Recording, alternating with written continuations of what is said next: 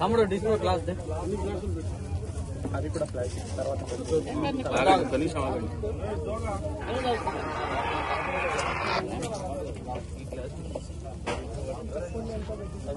బడికి సార్ వస్తానా పుస్తకాలు ఇచ్చిరా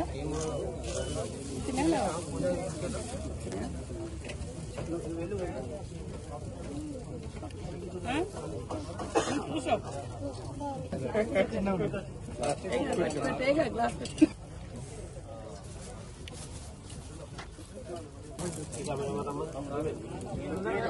ఇంద్రపేట మండలంలో గుర్తించి వాళ్లకు కొంత సాయం చేయడం జరిగింది. అదే విధంగా జిల్లా వ్యాప్తంగా మన రేషన్ కార్డుల ద్వారా 91,000 మందికి పైగా 91,000కు పైగా రేషన్ కార్డులు ఉన్నాయి.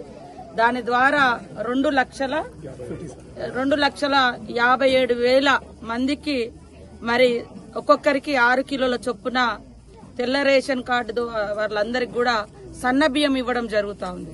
ఆ సన్న బియ్యాన్ని ఇచ్చే కార్యక్రమంలో ఈరోజు ఇలా మారుమూల గూడాలలో గాని తండలలో గాని పల్లెలలో గాని మరి సన్న బియ్యం తినిపించాలి పేదలకు అనే లక్ష్యంతో సీఎం రేవంత్ రెడ్డి గారు సన్న బియ్యం పథకాన్ని ఈ నెల నుంచి ప్రారంభించడం జరిగింది.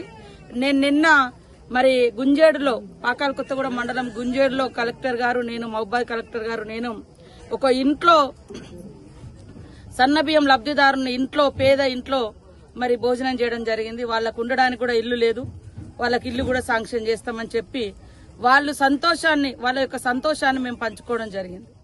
ఇప్పుడు మరి ఇక్కడ చూస్తే ఈ మండల తగులో మనం గతంలో చూసినాము 10 రూపాయలకు బయట దొడ్డు బియ్యం కొనుక్కునే వాళ్ళు కానీ వాళ్ళందరికీ కూడా రేషన్ కార్డులు ఇచ్చి మన ప్రభుత్వంలో సన్న బియ్యం తోటి అన్నం పెడుతున్నాం.